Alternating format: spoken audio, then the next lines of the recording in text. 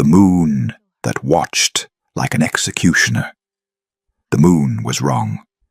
Too bright, too close, too watchful, hanging over the hollow ridge clearing like an unblinking eye that saw everything and forgave nothing.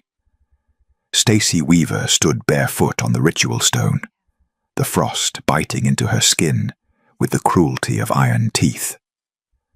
Around her, the crescent pack formed a suffocating circle, their bodies pressed shoulder to shoulder, their breath rising in steaming clouds that smelled of pine smoke and anticipation and judgment. Always judgment. The air was thick enough to choke on. This was supposed to be sacred. The mating selection. The night the moon goddess herself bound fates and decided futures, weaving destinies beneath her silver gaze. But for Stacy, this was a death sentence dressed in ceremony. Before we continue, please hit the subscribe and like button and tell me which city you're tuning in from. I love to know where this story found you. Now let's dive in. The drums began. Deep and slow, each beat slamming into her chest like a fist against her ribs. She could barely breathe.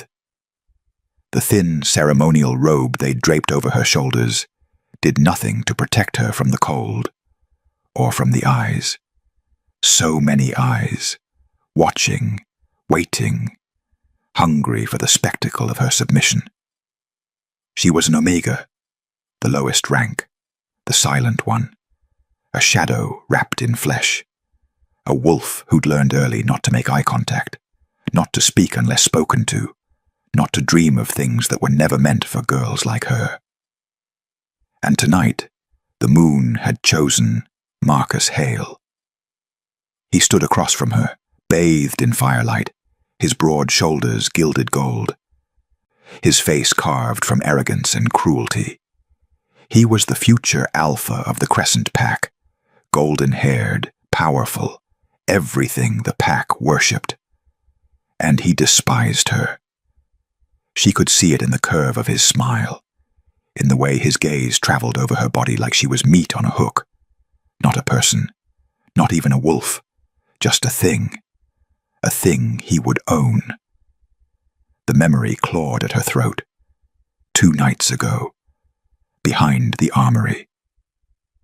His voice low and venomous as he cornered her against the stone wall, fingers digging painfully into her wrist until she gasped. When the bond seals, you'll learn obedience, one way or another. She had tried to pull away, tears streaming, voice breaking, hands trembling as she begged him to choose someone else, to let her go, to spare her. He'd laughed, a sound like breaking glass, and then pressed closer. His breath hot against her ear. An Omega's only purpose is to submit, and I'm going to enjoy teaching you that lesson every single night. Her stomach twisted at the memory. Bile rose in her throat. She forced it down and stared at the ritual stone beneath her feet, counting the cracks in the granite to keep from screaming. The elder stepped forward now, ancient and solemn, his voice rasping like dead leaves scraping stone. He raised the ceremonial bowl high, the moon water inside shimmering with an eerie silver light that seemed alive. Marcus Hale, the elder intoned, his words echoing across the silent clearing. Do you accept the will of the goddess and claim Stacy Weaver as your mate? Marcus's smile widened, predatory, possessive. I accept, he growled, his voice rolling through the circle like thunder. The word felt like a blade sliding between her ribs. He didn't look at her. He looked past her, at his father, at the pack elders, at the future he was claiming. She was just part of the prize. The elder turned to her. His pale eyes bore into hers, cold and indifferent. Stacy Weaver, do you submit? Submit? The word tasted like poison on her tongue. Her heart was pounding so hard, she thought it would explode. Her hands were shaking. Her knees threatened to buckle, Every instinct in her body was screaming. Screaming to run, screaming to fight, screaming to do anything but stand there and let this happen. But she couldn't move. The pack leaned in, breaths held, waiting for her to do what Omegas always did, to bow her head, to whisper the word that would seal her fate, to disappear into the role they'd carved for her since birth. Marcus stepped closer, firelight dancing in his eyes, and then Stacy did the unthinkable. She stepped back. The gasp that ripped through the clearing was like a living thing. Wolves snarled. The ritual shattered in an instant, the sacred circle broken by a single backward step. "You don't get to choose," Marcus snarled, fury twisting his handsome face into something monstrous.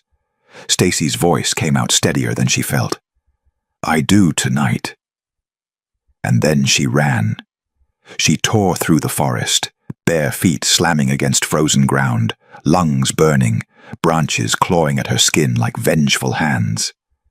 Behind her, howls erupted as trackers gave chase, their voices rising in a chorus of rage and disbelief. But Stacy had planned for this. 3 weeks ago, she'd signed a contract in blood, a desperate bargain whispered among outcasts and smugglers. A marriage of convenience to a wolf no one wanted, a once great warrior named Freddie Murray, paralyzed from the waist down after a rogue ambush, living in isolation, dying slowly. A man who needed a caretaker, not a mate. No claim, no bite, no dominance, just a name, just protection. The carriage waited at the ravine exactly as promised, lanterns glowing like dying stars. Stacy collapsed inside, shaking, bleeding, gasping for air, but alive. She thought she was free. She was wrong. The contract, written in blood. The carriage lurched forward, wheels grinding over frozen earth as Stacy pressed herself against the worn leather seat, chest heaving, heart hammering so hard she could hear it over the sound of hooves. Blood trickled from cuts on her feet, her arms, her face. But she was inside. She was moving. She was... A howl split the night behind her. Marcus. The sound was raw with fury, echoing through the mountains like a promise of vengeance. Stacy flinched, wrapping her arms around herself as the carriage picked up speed, the driver cracking the reins with urgent precision. She'd done it. She'd actually done it. But the relief tasted like ash. 3 weeks earlier. The tavern at the edge of Crescent territory didn't have a name. Places like this never did. Stacy had slipped through the back entrance just after midnight, hood pulled low, hands trembling as she navigated the smoky darkness. She'd heard the rumors in whispers, fragments of conversation between servants, gossip traded in the marketplace, stories about wolves who fell through the cracks, who needed things the pack couldn't or wouldn't provide. And one name kept surfacing. Freddie Murray, a warrior, once legendary, now broken, paralyzed from the waist down after a rogue ambush that had killed half his battalion.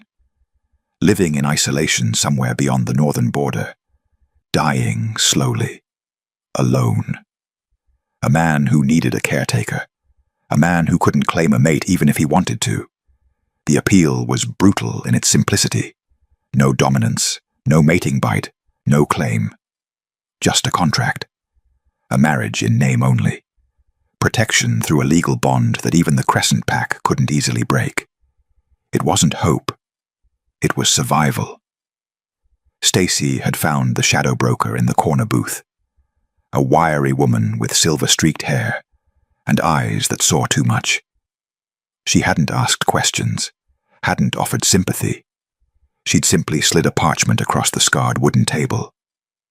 "Blood seal," the woman had said, her voice like gravel. "His name for your safety. He gets a caretaker. You get a way out. No love, no expectations, just survival." Stacy's hand had shaken as she pricked her finger with the ceremonial blade, watching crimson drops fall onto the contract, sealing her fate to a stranger's. "The carriage will be waiting at the eastern ravine," the broker had continued, pocketing the signed parchment. "The night of your selection ceremony. Don't be late." Stacy had nodded, throat too tight to speak. She'd walked out of that tavern with a lifeline, and the terrible knowledge that she was trading one cage for another. But at least this cage wouldn't break her. The present slammed back into focus as the carriage hit a rut, throwing Stacy against the side panel. She gripped the edge of the seat, forcing herself to breathe, to think past the panic clawing at her ribs. Behind them, the howls multiplied. The trackers were closing in, their wolves faster than any carriage, their rage giving them speed. The driver shouted something in a language Stacy didn't recognize, and the horses surged forward, hooves thundering against stone as they climbed higher into the foothills. Higher. Stacy's stomach dropped. They should be descending. The route to the northern border went down through the valley, not up into the— "Wait," she called out, leaning toward the small window that separated her from the driver. "You're going the wrong way." The driver didn't respond, didn't even glance back. Stacy's pulse spiked. "I said you're going the wrong way. The estate is—" "The estate," the driver interrupted, his voice calm and unnervingly steady, "is exactly where we're going, my lady. My lady." The words sent ice flooding through her veins. "I'm not—" Stacy started, but her voice died as the carriage crested a ridge and the landscape opened before her. Mountains, black stone cliffs kissed by snow, and rising from the mountainside like something carved from shadow and moonlight. A fortress. Obsidian walls towering impossibly high, battlements crowned with silver, banners bearing a crest she didn't recognize, a wolf's head wreathed in white flame. This wasn't a forgotten estate. This wasn't the home of a dying, paralyzed warrior living in isolation. This was a seat of power. "No," Stacy whispered, pressing her hands against the carriage window. "No, no, no." The driver's voice drifted back, almost amused. "You signed the contract, my lady. Freddie Murray of Obsidian Reach does not break his word." Obsidian Reach. The name hit her like a physical blow. Freddie Murray wasn't just a paralyzed warrior. He was— The carriage pulled through gates flanked by silver-armored guards who bowed as they passed. Torches blazed along stone corridors. Servants appeared from nowhere, their faces carefully neutral. Stacy barely registered being helped from the carriage, barely felt the warmth of the palace as they led her through endless hallways. A chamber prepared for her, silk sheets, a fireplace roaring, walls carved with ancient runes she couldn't read. She was still shaking when they left her alone, still bleeding when exhaustion finally dragged her under. And in the last moment before darkness claimed her, one thought burned through the haze. I didn't escape. I walked straight into a trap. Warmth woke her, a heartbeat beneath her cheek. Stacy's eyes snapped open, and her blood turned to ice. The fortress that was never promised. The carriage had been climbing for hours. Stacy pressed her face against the cold window, watching the landscape transform with growing unease. The valley forests had given way to rocky foothills, and now they were ascending into mountains she'd only ever seen from a distance, their peaks lost in cloud and shadow. This was wrong. The northern border was supposed to be down, through the lowlands, past the trading posts and scattered settlements where outcasts and rogues made their homes. Not up, not into the spine of the world, where the air grew thin and the silence pressed against her ears like water. "Where are we?" Stacy called out, her voice hoarse. "This isn't the way." The driver said nothing. The horses didn't slow. The temperature had dropped. Stacy could see her breath now, crystallizing in the darkness of the carriage. The cuts on her feet had stopped bleeding, but they throbbed with every heartbeat, a constant reminder of her flight through the forest, of Marcus's howl fading behind her. She wrapped her arms around herself, trying to hold onto the fragments of her plan, the contract, the paralyzed warrior, the small estate where she'd live quietly, invisibly, forgotten, safe. But the road kept climbing. The trees disappeared entirely, replaced by barren rock and patches of snow that gleamed silver under the watchful moon. The silence was absolute. No wolves howling, no wind, no sound, but the rhythmic clatter of hooves and wheels. It felt like they were traveling to the edge of the world. And then she saw it. The obsidian fortress. It rose from the mountainside like something out of a nightmare or a legend. Massive walls carved from black stone that seemed to drink the moonlight rather than reflect it. Towers climbing impossibly high, their peaks crowned with battlements and banners that snapped in a wind Stacy couldn't feel. Silver light blazed from 1,000 windows. Torches lined the approach, their flames dancing in perfect synchronization. This wasn't a forgotten estate. This was a kingdom. "No," Stacy whispered, pressing her palms against the window. "No, this can't be right. There's been a mistake." The carriage rolled through gates flanked by guards in silver armor, their faces hidden behind wolf-shaped helms. They bowed as the carriage passed. Bowed. Stacy's heart hammered against her ribs. "Stop, please. You have to stop." But the carriage didn't stop. It rolled forward through a courtyard paved with stones that gleamed like polished obsidian, past fountains frozen mid-flow, past more guards and servants who lined the path like silent witnesses. When the carriage finally halted, Stacy didn't wait for assistance. She shoved the door open and stumbled out, her bare feet hitting cold stone, her legs nearly buckling from exhaustion and terror. "There's been a mistake," she said again, louder now, addressing anyone who would listen.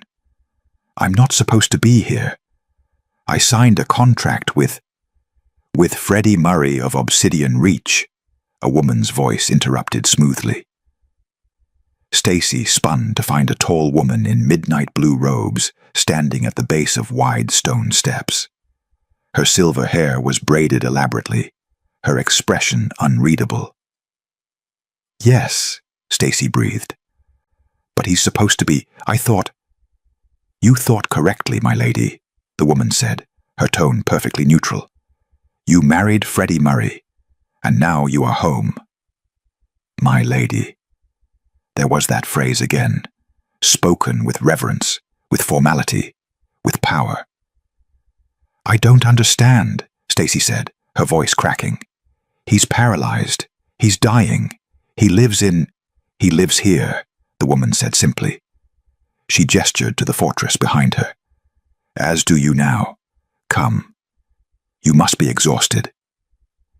Stacy wanted to run, wanted to demand answers, wanted to scream that this was all wrong, that she'd signed up for obscurity and safety, not this, whatever this was. But her body betrayed her.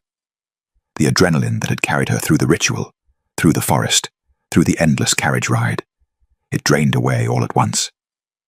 Her vision swam, her knees buckled. Strong hands caught her before she hit the ground.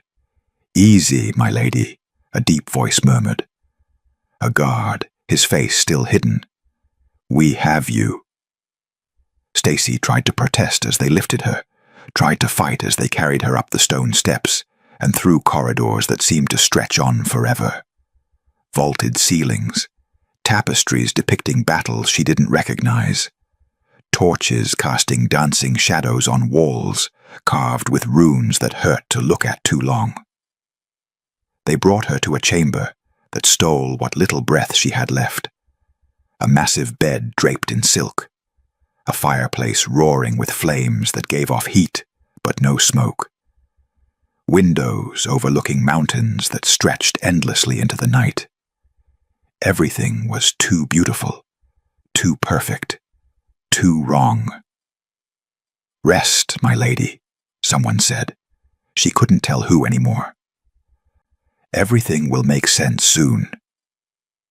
Stacy wanted to argue, wanted to demand they take her back, wanted to understand what kind of trap she'd walked into. But darkness was already pulling at her, dragging her down with inexorable weight. She collapsed onto the bed, still wearing her torn ceremonial robe, still covered in blood and dirt and frost. The silk was impossibly soft beneath her cheek. Her last coherent thought was a desperate prayer to a goddess who'd never listened before. "Please let this be a nightmare. Please let me wake up anywhere but here." But as consciousness slipped away, she felt it. Warmth, a heartbeat, someone breathing beside her in the darkness. The king in the marriage bed. Stacy woke to warmth. Not the warmth of blankets or fire, but the warmth of skin, of breath, of a heartbeat that thrummed steady and strong beneath her cheek. Her eyes snapped open. She lay in the massive bed, silk sheets tangled around her legs, firelight casting golden shadows across walls, carved with runes she still couldn't read. The chamber was exactly as she remembered, beautiful, lavish, wrong. But she wasn't alone. Her head rested on a broad chest, bare skin, solid muscle. She could feel the rise and fall of breathing, the steady rhythm of a pulse that seemed to echo through her own body in a way that made her stomach drop. Stacy froze, afraid to move, afraid to breathe. This couldn't be real.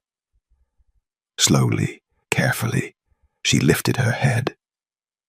The man beside her was built like a warrior, broad shoulders, arms corded with muscle and marked with scars that told stories of battles survived. His skin was bronze in the firelight, his chest rising and falling with the easy rhythm of sleep. Silver hair fell across his face, longer than fashion dictated, streaked with white at the temples. His jaw was sharp, shadowed with stubble.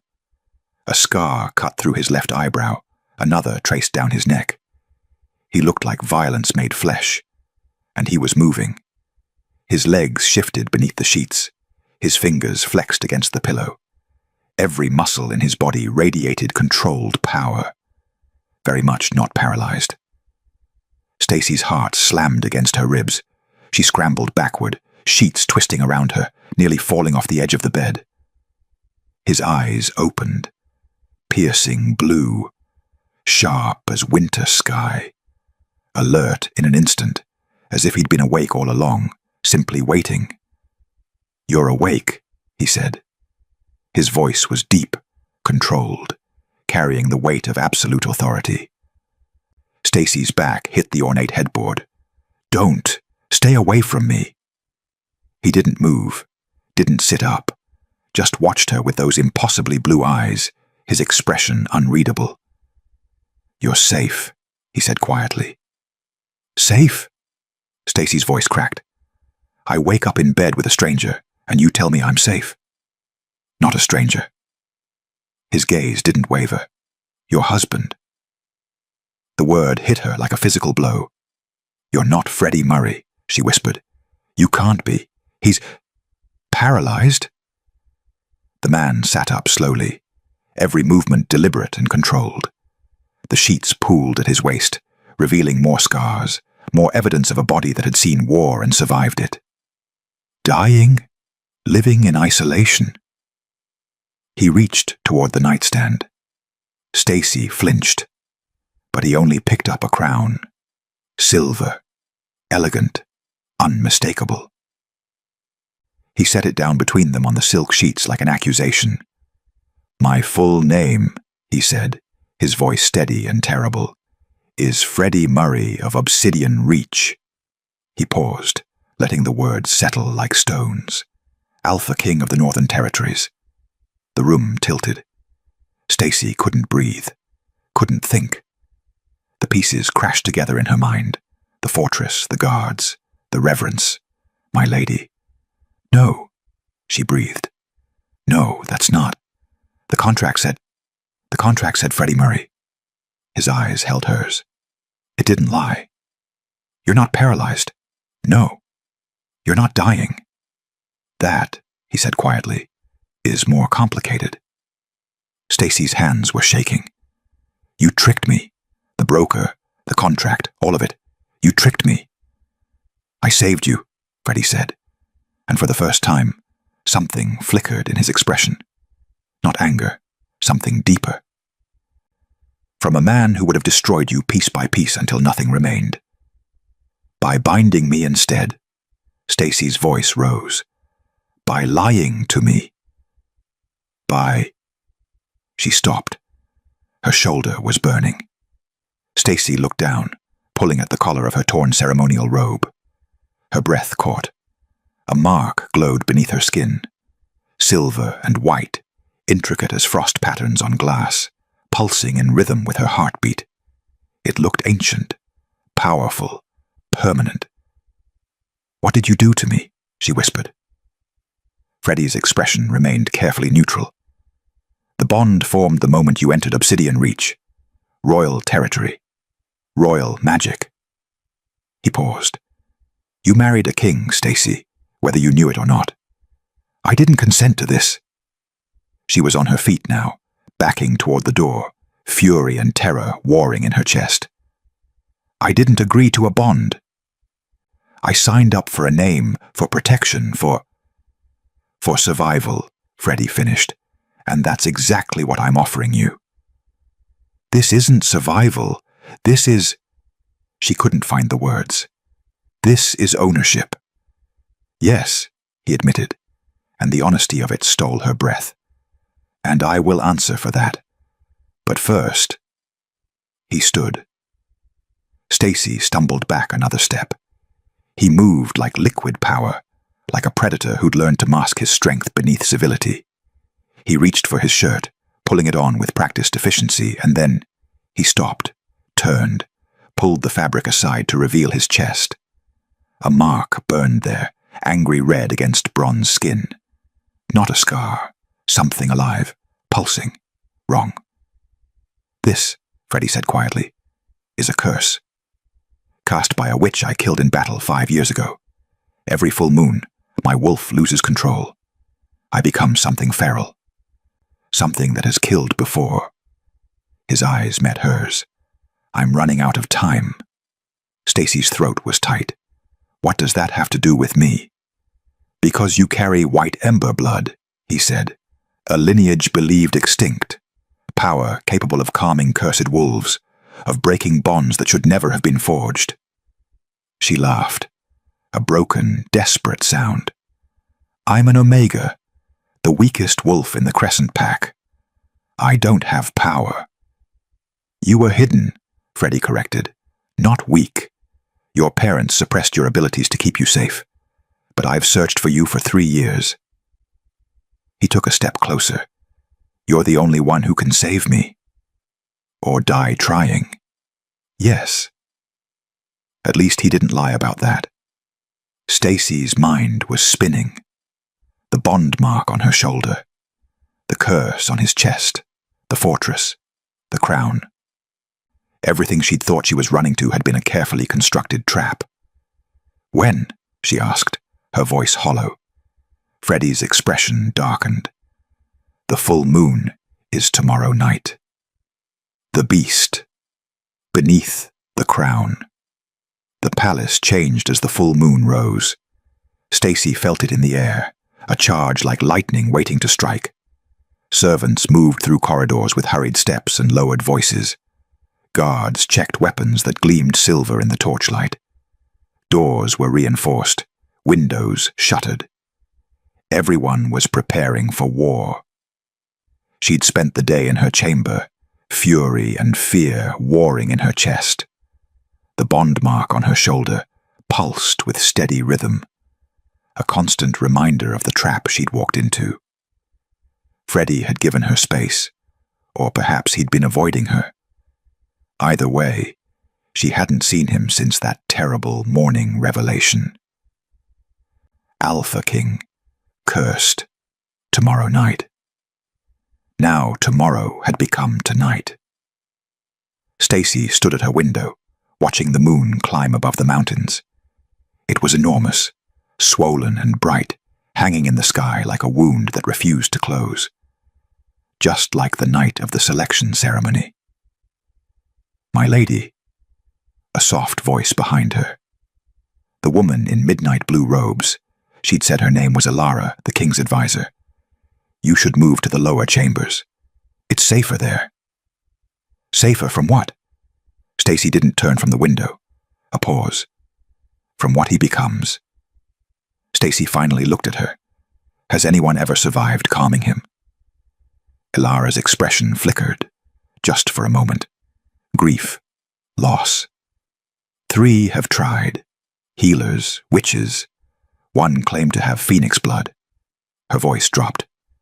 None survived past the first touch. Ice flooded Stacy's veins. "And he thinks I can? He believes you carry white ember." Ilara met her eyes. "But belief and certainty are different things. If you value your life, my lady, you'll stay far from the throne room tonight." She left before Stacy could respond. The whispers grew louder as darkness fell. Servants passing in hallways, their voices barely audible, but impossible to ignore. Last time, he nearly brought down the East Wing. They found the healer's body 3 days later. The curse is getting stronger. One day it won't let him come back. Stacy pressed her hands against the cold stone wall, trying to steady her breathing. She should stay here. Should lock the door and wait for morning, and pray the fortress survived the night. She owed Freddie Murray nothing. He'd lied to her, trapped her, bound her with magic she didn't understand to serve a purpose she'd never agreed to. But the bond mark pulsed, and somewhere deep in the fortress, something roared. The throne room had been emptied, furniture removed, tapestries torn down. Only bare stone remained, and Freddie chained at the center. Silver chains, blessed by moon magic and anchored to the floor with bolts as thick as Stacy's wrist. He knelt in the middle of the vast space, head bowed, silver hair falling forward to hide his face. He'd removed his shirt. The curse mark blazed across his chest like a brand, pulsing red and angry, spreading tendrils of darkness across his skin like poisoned roots. "You shouldn't be here." His voice was strained, wrong. Something growled beneath it. Stacy stood in the doorway, flanked by guards who looked ready to drag her away. "Neither should you. I don't have a choice." He looked up, and Stacy's breath caught. His eyes were changing. Blue bleeding into gold, into red. His canines lengthened, claws extended from his fingertips, scraping against stone. "Run," Freddie said, and then the moon crested the highest peak. The transformation was agony made visible. Freddie threw his head back and screamed, a sound that was wolf and man, and something ancient and wrong. His body convulsed, bones cracked and reformed. The curse mark exploded outward in waves of crimson light. The chains held, barely. Power radiated from him in pulses that made the walls tremble. Windows shattered. Stone cracked. The very air seemed to scream. And then the beast looked at her. Nothing human remained in those eyes. Only hunger, only rage, only the need to destroy. The chains groaned. "Get her out," one of the guards shouted, reaching for Stacy's arm. But the bond mark was burning. Not painful, pulling. Like a rope tied around her heart, dragging her forward. Every instinct screamed at her to run. but her feet moved toward the beast instead. "My lady, no." Stacy barely heard them. The pull was overwhelming, drowning out fear, drowning out logic. She walked across the throne room floor as the beast lunged against its chains, snapping and snarling, claws tearing at the stone. One chain snapped, then another. "Everyone out!" Ilara's voice, sharp with command. "Seal the doors." Stacy heard the massive doors slam shut behind her, heard the bolts slide home, heard running footsteps fade into silence. She was alone with the monster. The beast tore free of the final chain and lunged. Stacy didn't run. She stepped forward and pressed her hand against his chest, against the curse mark that burned like hellfire. Light erupted, white, blinding, pure as snow and bright as lightning. It exploded from Stacy's palm, flooding through the beast, wrapping around it like chains made of starlight. The creature roared, thrashing, fighting. But the light held. Stacy gasped as power poured out of her, vast and ancient and utterly beyond her understanding. It felt like opening a dam she'd never known existed. The white ember burned through her veins, through her bones, through the bond mark that connected her to the beast. To Freddy. "Come back," she thought desperately. "Come back to me." The beast's eyes flickered, gold to blue, red to silver. The snarls became gasps, the claws retracted, the monstrous form collapsed inward, bones cracking back into human shape. Freddy fell to his knees, shaking, gasping for air. The white light faded slowly, reluctantly, leaving behind only silence and the smell of smoke. For a long moment, neither of them moved. Then Freddy looked up at her, his face streaked with tears and blood, his expression raw with disbelief. "You stopped it," he whispered. "You actually stopped it." Stacy stared at her hand, still glowing faintly, white embers dying across her skin like falling snow. Outside the throne room, she heard the bolts slide back. The doors opened. Guards poured in, weapons drawn, then froze. Ilara stepped through, her eyes wide with shock. The curse mark on Freddy's chest had faded to pale silver, not gone, but dormant, sleeping. Every eye turned to Stacy, not with fear, with awe. "What are you?" Ilara breathed. Stacy looked at her glowing hand, at the bond mark pulsing silver on her shoulder, at Freddy kneeling before her, alive.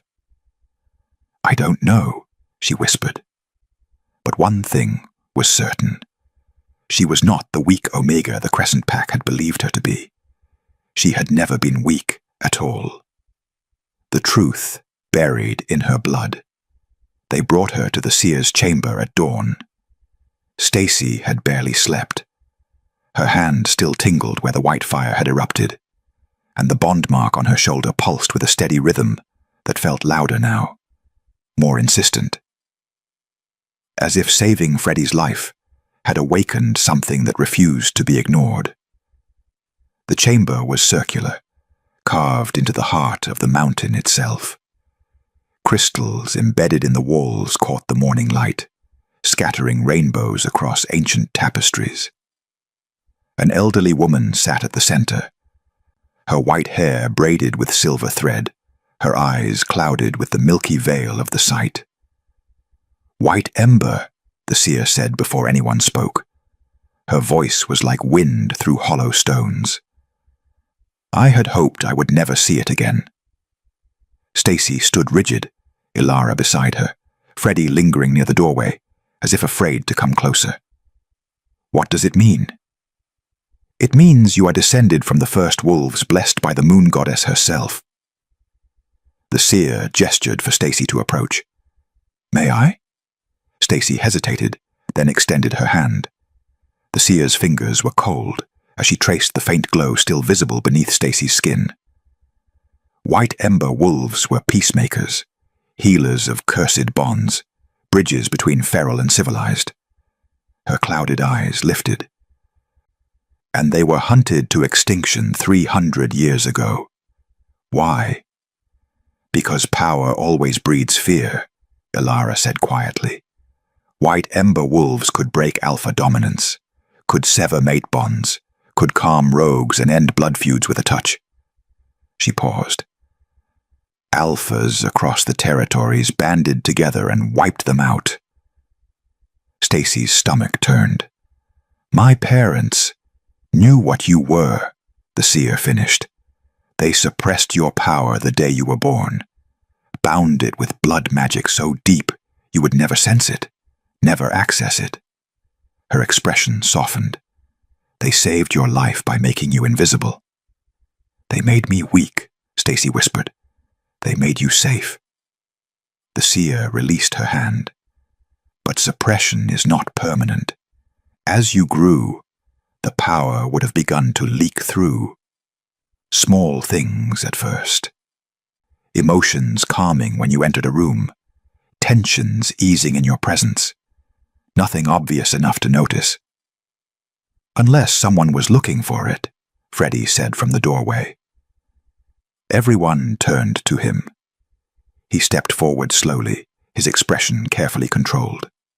The curse mark on his chest, visible through his partially open shirt, was still silver, still dormant. Marcus Hale sensed something in you. Not consciously, perhaps, but his wolf knew you were different. Stacy's blood ran cold. That's why he wanted me. Alphas crave power, Freddie said quietly. Especially power they can control. Own. Break. His jaw tightened. He would have destroyed you trying to claim what you are. And you're so different. The words came out sharper than Stacy intended. You searched for me. Tracked me down. Tricked me into a bond I never consented to. Yes. Freddie's voice was steady. I did all of that. The honesty of it stole her breath. I searched for 3 years, he continued, following rumors of Omega children born with unusual traits, disappearances, suppressed bloodlines. He met her eyes. When I heard about an Omega in the Crescent Pack, who was being forced into a mating with Marcus Hale, I knew. You couldn't have known. I gambled, he corrected. And I was right, but that doesn't make what I did acceptable. Stacy wrapped her arms around herself. You used me. I saved you from Marcus and used you to save myself. Both things are true. Freddie took a breath.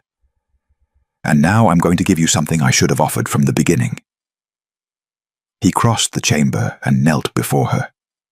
Stacy's heart stuttered. The royal bond can be broken, Freddie said quietly. It requires a ritual, pain, blood, but it can be done. He looked up at her. If you want your freedom, I will give it to you. The seer inhaled sharply. Ilara made a sound of protest. Your Majesty, Ilara said urgently, the curse will kill me, Freddie finished. Probably within the year, but that's not Stacy's burden to carry. His gaze never left Stacy's face. You didn't choose this, any of this. You deserve the right to walk away. Stacy stared at him, this powerful, dangerous man kneeling before her, offering her the one thing she'd wanted since she woke in his bed. Freedom. But the word felt different now. Complicated. I need time, she said finally. To think. To understand what I am. Freddie nodded and rose to his feet. Take all the time you need. And if I choose to leave, then I'll break the bond myself and have you escorted anywhere in the territories you wish to go. His expression was unreadable. With enough gold to start a new life, far from the Crescent Pack. It was more than generous. It was impossible. Stacy wanted to feel relief, gratitude, something. Instead, she felt the bond mark pulse and a strange, unwelcome ache in her chest. The messenger arrived that afternoon. Stacy was in the garden when she heard the commotion. Shouts from the gates, the clatter of hooves, urgent voices echoing through stone corridors. She found Freddie in the war room, surrounded by guards and advisors, a bloodied messenger kneeling before him. "Say it again," Freddie commanded, his voice like winter itself. The messenger's face was pale. "Marcus Hale of the Crescent Pack has declared the Omega stolen. He's demanding her return." He swallowed hard. "And if she isn't surrendered within 3 days, he's promised to bring war to Obsidian Reach." Silence crashed through the room. Freddie's expression turned to stone. He's coming for her. And Stacy realized with cold certainty. She'd never been free at all. The alpha who refused to be rejected. Marcus Hale had never been told no. Not as a child, when he'd demanded the best of everything and received it. Not as a young alpha, when he'd taken what he wanted and crushed anyone who dared object. And certainly not by an Omega, who should have been grateful for his attention. The Crescent Pack elders stood before him in the council chamber, their expressions ranging from concern to barely concealed fear. "The selection was interrupted," Elder Korath said carefully. "The ritual incomplete. Technically, no bond was formed." "She ran from me," Marcus snarled, his voice shaking the stone walls. "She rejected the moon's will, my claim. She made me look weak in front of the entire pack. Be that as it may. And now I learn she's married some crippled wolf in the north." Marcus slammed his fist on the table, splintering the ancient wood. "She's mine. The moon chose her for me." "The moon also chose to let her run," another elder said quietly. Marcus's eyes flashed gold. "Then I'll drag her back myself." "Marcus!" Korath's voice hardened. "She is under the protection of Freddie Murray of Obsidian Reach. Starting a conflict with the Alpha King over an Omega would be worth it." Marcus's smile was all teeth and madness. "I'll bring her back. And when I do, she'll learn what happens to wolves who forget their place." The elders exchanged glances, but Marcus saw the truth in their eyes. They wouldn't stop him. They were too afraid of what he'd become.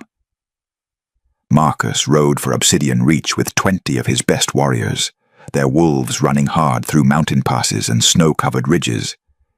He'd sent the messenger ahead, a warning dressed as diplomacy.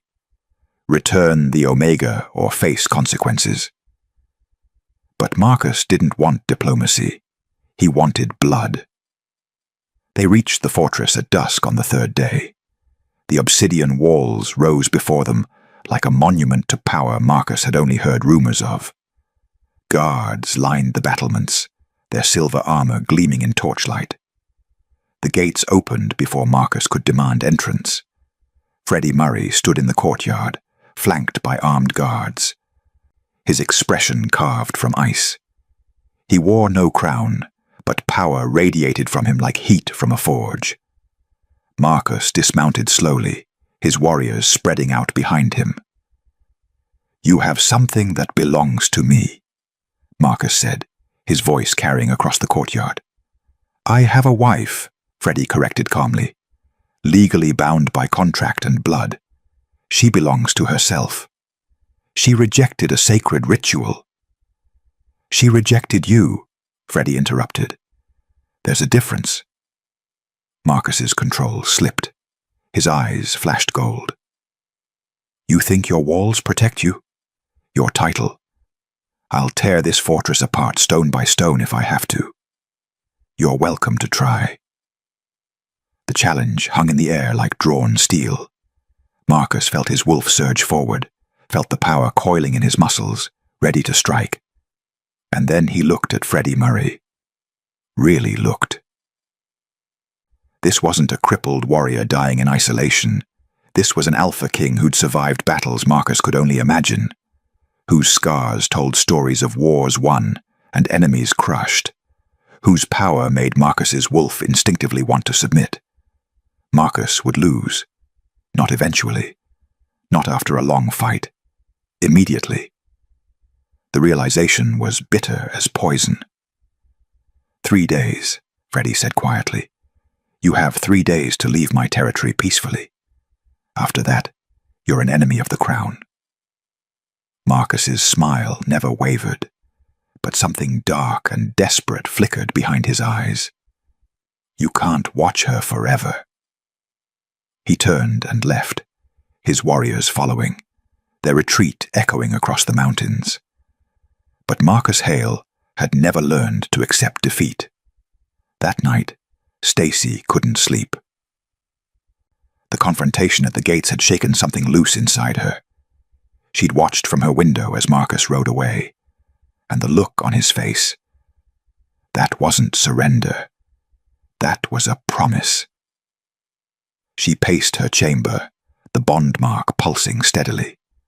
Somewhere in the fortress, she knew Freddy was awake too, planning, strategizing, preparing for a war that might never come, or might come sooner than anyone expected. Stacy moved to the window, staring out at the mountains bathed in moonlight. She'd been given a choice: stay or leave, keep the bond or break it. But how could she choose when Marcus would hunt her regardless? When her very existence had become a battleground for men who thought they owned her. A sound behind her. Soft. Wrong. Stacy spun and found Marcus Hale standing in her chamber. He'd climbed, somehow bypassed the guards, scaled the fortress walls, and slipped through her window like a ghost. His clothes were torn from the climb. His eyes were wild. And in his hand, a blade, silver, coated with something dark that gleamed purple in the firelight. Poison. "Did you really think I'd let you go?" Marcus whispered, his voice shaking with barely controlled rage. "Did you think you could humiliate me and live?" Stacy backed away, her heart hammering. "Marcus, please. I gave you everything." He stalked forward. "Protection, status, purpose, and you ran. You ran like I was the monster."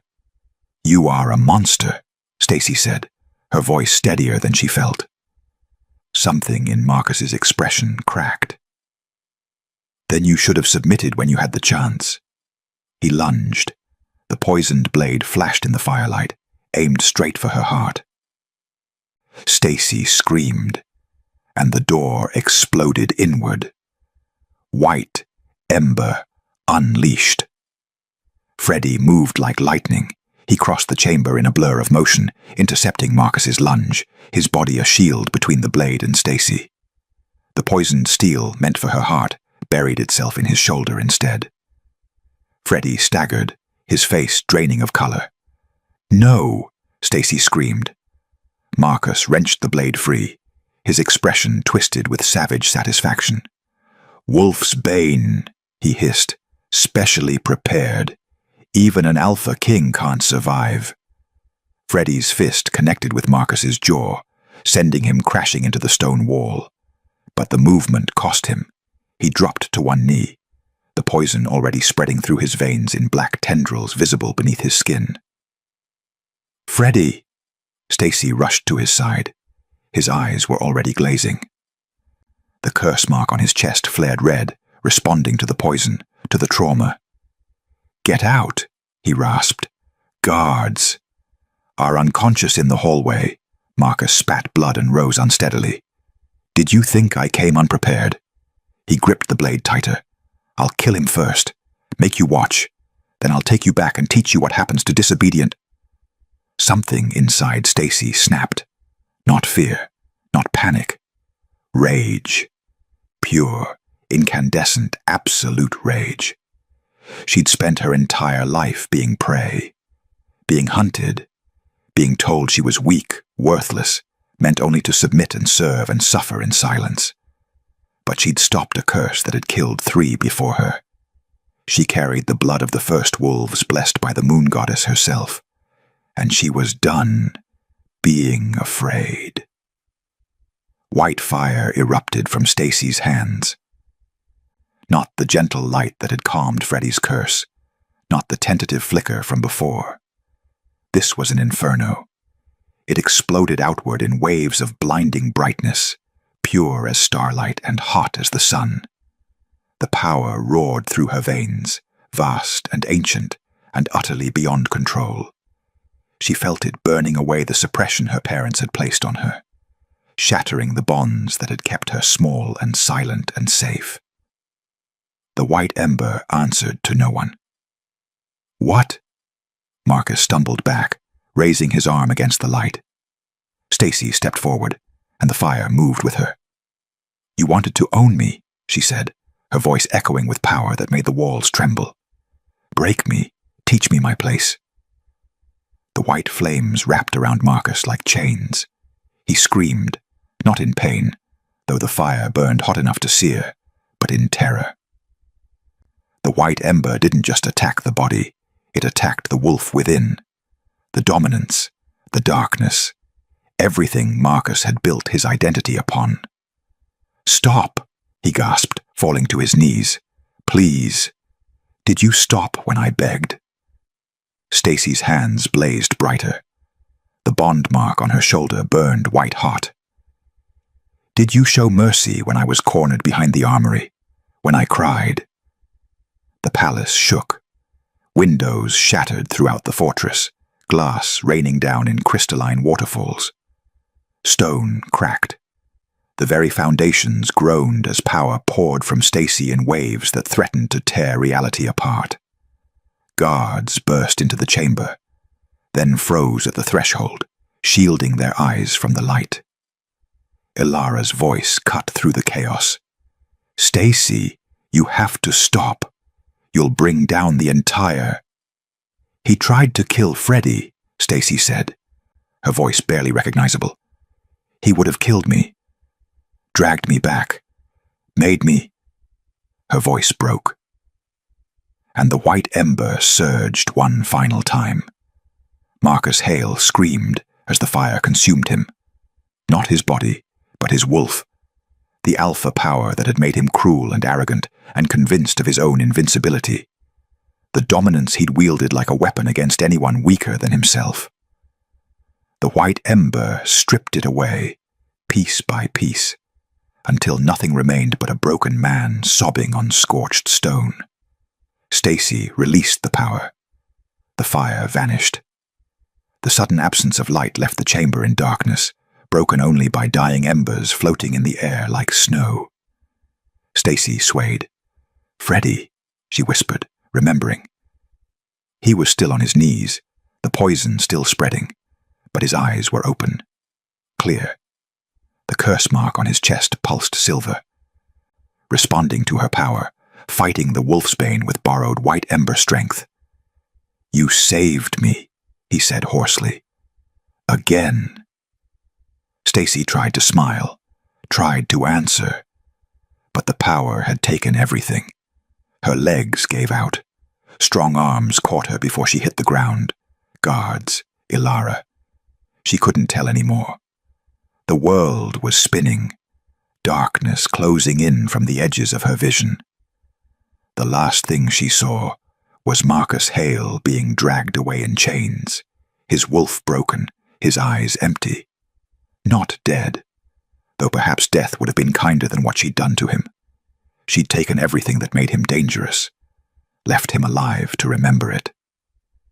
Then darkness claimed her. Stacy woke to silence. Not the silence of danger, but of peace, of healing. Soft afternoon light filtered through curtains that swayed in a gentle breeze.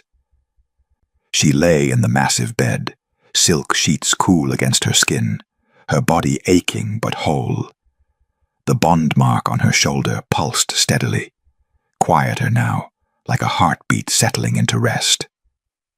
She turned her head. Freddy sat in a chair beside the bed, his shoulder bandaged, his color returned. The curse mark on his chest was barely visible, faded to the palest silver, almost invisible. He was watching her. How long? Stacy's voice came out as a whisper. 3 days. He leaned forward. The healers said you burned through enough power to level the fortress, that you should have died from the strain. But I didn't. No. His expression was unreadable. You didn't. Stacy sat up slowly, testing her limbs. Everything worked. Everything felt different, stronger, awake. Marcus? She asked. Imprisoned. His wolf is gone. Completely. Freddy's jaw tightened. The Crescent Pack has already disowned him. They're asking for your forgiveness for his crimes. And asking for me to return? Never. Freddy's eyes blazed. I made it very clear what would happen if they ever approached you again. Stacy should have felt relief. Instead, she felt free. For the first time in her life. Truly free. You still want to break the bond? Freddy asked quietly. Stacy looked at him, this dangerous, powerful king who'd lied to her and saved her and given her a choice when he could have simply commanded. And she finally understood. Ask me, she said. Chosen, not claimed. Ask me, Stacy repeated. Freddy stood slowly, crossing to the window where moonlight spilled across stone floors. His reflection in the glass looked haunted, a warrior who'd survived battles but wasn't sure he'd survive this conversation. I was dying, he said finally. Not quickly, not mercifully. The curse was eating me alive, full moon by full moon. I'd watched it consume my control, my humanity, everything that made me more than a monster. He turned to face her. The seers gave me a year. Maybe less. Stacy's chest tightened. I searched for White Ember descendants because I was desperate, Freddy continued. Because I'd tried everything else. Magic, healers, bargains with witches who wanted my crown in exchange for false promises. His voice dropped. And then I heard about you. An Omega being forced into a mating with an Alpha who terrified her. Yes. He moved closer, but kept his distance. I told myself I was saving you. That marrying me, even under false pretenses, was better than what Marcus would have done. He paused. But the truth is, I needed you more than you needed saving. You lied to me. I did. Trapped me. Yes. Bound me with magic I didn't understand to serve a purpose I never agreed to. Freddy's expression cracked. Yes. And I have no excuse for any of it except desperation and cowardice. He took a breath. You deserved the truth from the beginning. You deserved a choice. Stacy studied him, this powerful king who'd brought her here through deception, but had given her something no one else ever had. The chance to become herself. The bond can still be broken, Freddy said quietly. I've had the seers prepare the ritual. If you want your freedom, I'll give it to you. No conditions, no bargains. He met her eyes. You'll have gold enough to live anywhere you choose, protection from the Crescent Pack, a new identity if you want it. And you? His smile was bitter. I'll die, probably within months, but that was always my fate. The curse will return without you. He said it simply, like a fact, like something already decided. Your power kept it dormant, but breaking the bond will sever that connection. Stacy's throat tightened. So my choice is stay and save you, or leave and let you die. No. Freddy's voice turned fierce. Your choice is to live the life you want, not the one your pack assigned you, not the one I trapped you into, not the one prophecy or fate or desperate kings tried to force on you. He stepped closer. What do you want, Stacy? The question hung in the air, like a held breath. Stacy closed her eyes and let herself remember. The girl who'd stood on the ritual stone, barefoot and terrified, trained to submit and serve and disappear. The Omega who'd learned not to make eye contact, not to speak, not to dream. That girl was gone. In her place stood someone new, Someone who'd stopped a curse with power she didn't know she possessed.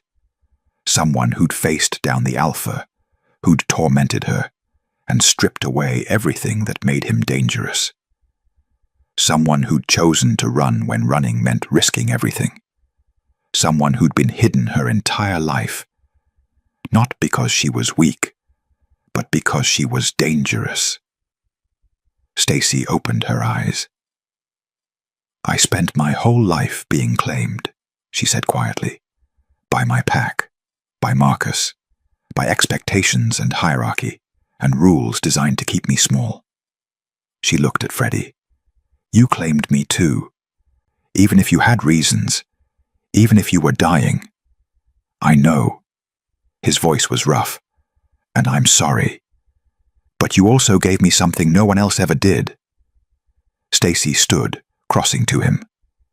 "You gave me a choice, even when it meant losing everything." Freddie's breath caught. "Ask me," Stacy said again. He searched her face, hope and fear warring in his expression. Then, slowly, he knelt. The Alpha King knelt before her. "Stacy Weaver," he said, his voice steady despite the emotion burning in his eyes. "Will you stay? Not because of prophecy or bonds or curses. Not because I'm dying or because you're the only one who can save me." He paused. "But because you choose to." Stacy felt the bond mark pulse on her shoulder, not pulling, not demanding, just waiting. "I choose to stay," she said. The words felt like power, like freedom, like truth. "Not for the curse," she continued, "not for the crown or the prophecy, or because fate decided I should." She reached down, lifting his chin so their eyes met. "I'm staying because for the first time in my life, I want to see who I can become, and I want to do it here." Freddie's eyes glistened. "Are you sure?" "I'm choosing myself," Stacy said. "And right now, myself wants to be here. With you." The bond mark flared, not with force, but with warmth, with consent freely given, with power shared instead of stolen. Freddie rose slowly and cupped her face in his hands. "I don't deserve you." "Probably not," Stacy agreed. "But I don't need you to deserve me. I need you to see me." "I do." His voice was raw. "I see you, Stacy. All of you. The power you carry. The strength you've always had. The choice you're making." She smiled, truly smiled, for the first time since arriving at Obsidian Reach. "Then we'll figure the rest out together." When he kissed her, it wasn't a claiming. It was a promise. 6 months later, Stacy stood on the balcony overlooking the mountains, watching the full moon rise without fear. The curse mark on Freddie's chest had faded to nothing, broken completely by her conscious choice to stay, to heal, to share her power freely instead of having it stolen. Behind her, the council chamber echoed with voices, nobles and advisors debating policy, strategy, the future of the Northern Territories.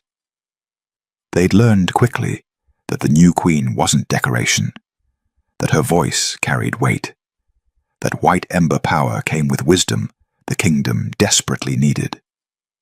Freddie joined her, slipping an arm around her waist. "The Crescent Pack sent another envoy," he said quietly, "asking for trade agreements." "Let them wait," Stacy said. "They spent years teaching me I was worthless. They can spend a few more months learning I'm not." He smiled. Cruel. Fair. The bond mark pulsed between them, no longer a chain, but a bridge, connecting them without controlling either one. Stacy looked up at the moon that had once watched her like an executioner. Now it felt different. Not a judge, but a witness to the choice she'd made. To stay, to rule, to be seen. "Do you regret it?" Freddie asked softly. "Staying?" Stacy thought about the girl on the ritual stone. The Omega who'd run barefoot through the forest. The woman who'd woken in a king's bed, terrified and trapped. That girl had been brave, but this woman, the one who'd chosen her own fate, was free. "No," Stacy said, lacing her fingers through his. "I don't regret it at all." She'd been claimed by prophecy, trapped by circumstance, bound by magic she didn't understand. But in the end, she'd chosen him. And that choice had changed everything. The end. If you enjoyed Stacy and Freddy's story, let me know in the comments what you'd like to see next. Your voice decides which tale I tell. And don't forget to subscribe for more stories where fate is challenged, power is reclaimed, and love is always a choice.